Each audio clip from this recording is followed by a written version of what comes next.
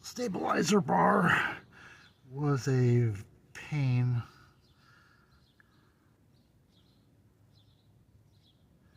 Yes, one of those U-bolts is actually broken. I just found that as I was doing it, so that'll be getting replaced next. This right here,